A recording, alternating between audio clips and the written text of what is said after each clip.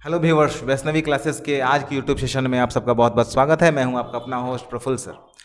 और आज हमारे साथ बहुत ही खास व्यक्ति हैं। इनका नाम है प्रणय रत्न। ये हमारे वैष्णवी क्लासेस के बहुत ही होनहार छात्र रहे हैं और ये अभी पिछले 2 वर्ष से पढ़े 2 वर्ष से बैंक ऑफ इंडिया में काम कर रहे हैं।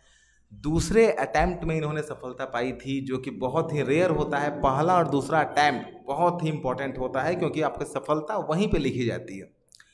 तो सबसे इम्पोर्टेंट बात होता है कि आज ये आपको अपनी स्ट्रैटेजी बताएंगे कि इनकी स्ट्रैटेजी क्या थी तैयारी करने की, कैसे इन्होंने तैयारी की थी, क्या इनके पढ़ाई का तरीका था और वो कौन सा पॉइंट था जो इन्हें, जो फर्स्ट अटैम्प्ट में इन्हें जो एग्ज़ाम में सेलेक्ट होने से रोक दिया था, उस पॉइंट को खास तौर से इन्होंने कैसे दूर किया।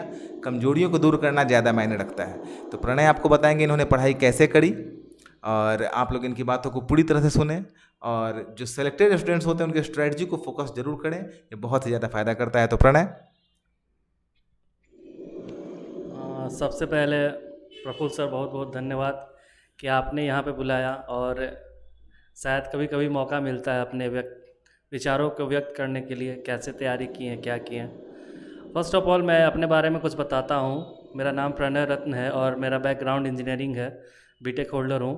तो कहीं ना कहीं लगता था कि सरकारी जॉब मिले, लेकिन कहीं प्राइवेट फॉर्म में मैं काम किया, लेकिन वो संतुष्टि सेटिस्फैक्शन मुझे नहीं मिल पाया जो हमें मिलना चाहिए था। तभी मैंने रुख किया कि मुझे गवर्नमेंट सेक्टर की तैयारी करनी चाहिए।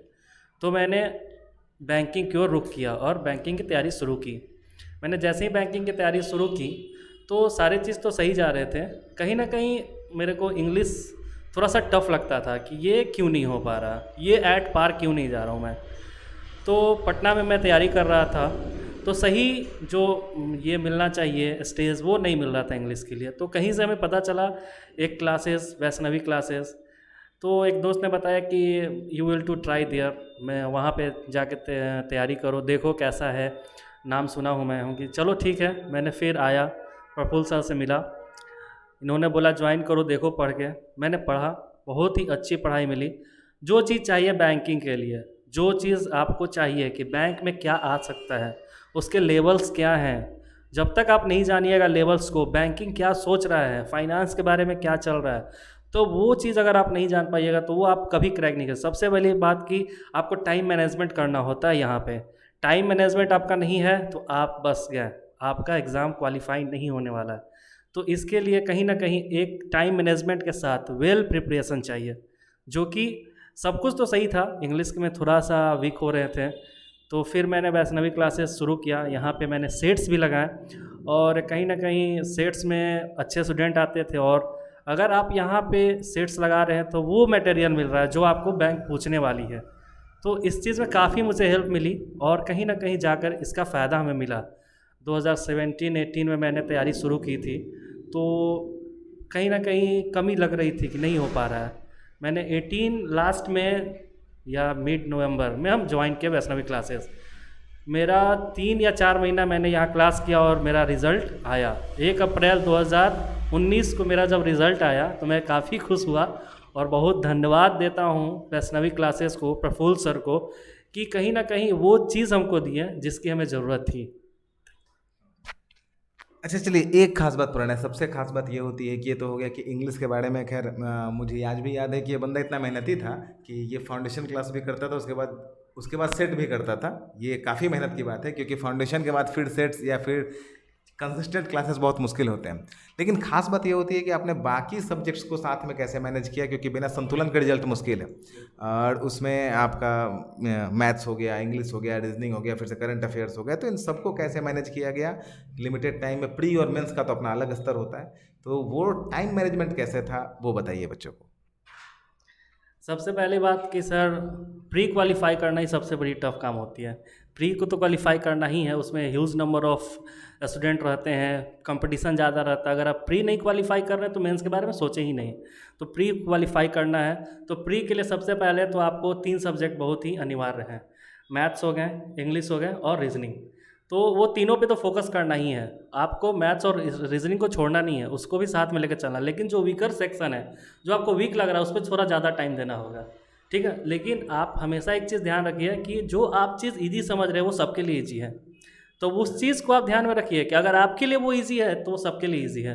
तो आपको उस चीज़ को कैच करना है कि अगला पर्सन क्या नहीं बना सकता है, उस पर फोकस करो, उस पर ध्यान दो। अगर वो चीज़ तुम कवर कर लिए तो कहीं ना कहीं सिलेक्शन में आप हो, क्योंकि वही टफ सेक्शन है, सारे बच्चे वही छोड़ेंगे कि टफ सेक्शन ही हमको नहीं। जैसे ही आप उस चीज़ पे ध्यान देना शुरू किया, आपका रिजल्ट आएगा ही आएगा। अगर आप वो चीज़ को छोड़ रहे हो तो आप फिर फेलियर हो, आप कहीं ना कहीं इस चीज़ को भूल जाओ कि मेरा रिजल्ट आने वाला है। तो और मोर और लेस आपको एक चीज़ और ध्यान देना होगा, प्रैक्टिस एंड ओनली प्रैक्टिस। जितना आप प्रैक्टिस कर सकते हो करो। रिवीजन किसी भी चीज़ का, जीके हो, रीजनिंग हो, मैथ्स हो, इवन इंग्लिश हो, आपको प्रैक्टिस कहीं ना कहीं माइंड पे स्ट्राइक करते रहना चाहिए। अगर आप नहीं प्रैक्टिस करते हो तो आप एग्जामिनेशन हॉल में सिर्फ हाथों पे कैलकुलेशन करोगे, रफ पेपर पे कैलकुलेशन करोगे, तो वो कहीं ना कहीं आपका टाइम कोलैप्स करता है। और टाइम कोलैप्स बैंकिंग में ये आपके लिए बहुत ही ड्रॉबैक है, इसको आपको कम करना होगा, जिससे आपको कभी भी रिजल्ट आप नहीं कर सकते। आप हो सकता है आप जाइएगा कट ऑफ अगर 62 गया, आप 60 जाइएगा, लेकिन क्या हुआ, कोई फ़ायदा नहीं हुआ उससे। लेकिन आपको ऐसा करना है कि अगर 62 कट ऑफ जा रहा था, आई हैव टू अचीव 70। अगर आप ये माइंड में रख रहे हो तो हमेशा आप अचीव करोगे। लेकिन हमेशा टाइम मैनेजमेंट का ख्याल कीजिए, कॉन्सेप्चुअल क्वेश्चन को देखिए, कहीं ना कहीं कैलकुलेशन को मजबूत कीजिए। ठीक है, ये सब चीज़ होते हैं जो बेसिक होते हैं। अगर उस चीज़ पे आप ध्यान दिए तो आपका रिजल्ट 100% कोई नहीं रोकेगा, और आपका रिजल्ट मेहनत ही आपको बताता है। ठीक है, आप ये चीज़ छोड़ दीजिए, मेहनत कीजिए, आपका रिजल्ट आएगा ही। तो एक बहुत ही सही बात है, और ये आज के लिए बड़ा इंपॉर्टेंट पॉइंट इन्होंने कहा कि जो आपके लिए इजी है वो सबके लिए इजी है, और जो आपके लिए डिफ़िकल्ट है वो सबके लिए डिफ़िकल्ट है। तो ये सही बात है कि अपना जो आपका कमज़ोर हिस्सा है उसमें आप ज़्यादा से ज़्यादा मेहनत करें, और प्रैक्टिस के अलावा कोई और उपाय बैंकिंग के लिए नहीं है। तो आज के लिए इतना ही। प्रणय ने अपनी सारी बातें आपको बतलाई, और हम इनके उज्ज्वल भविष्य की कामना करते हैं। ठीक है, wish you bright future ahead, और आप लोग भी अपनी तैयारी को करते रहें। और अगर पढ़ाई कर रहे हैं और आपके आसपास में आप कहीं से भी पढ़ रहे हैं, अनसेटिस्फाइड हैं, आप संतुष्ट नहीं हैं, या आपको कन्फ्यूजन लग रहा है, आपके रीच के अंदर में वैष्णवी क्लासेस है, तो प्लीज़ आप एक बार हमारे पास आएँ। We will try our level best to give you best.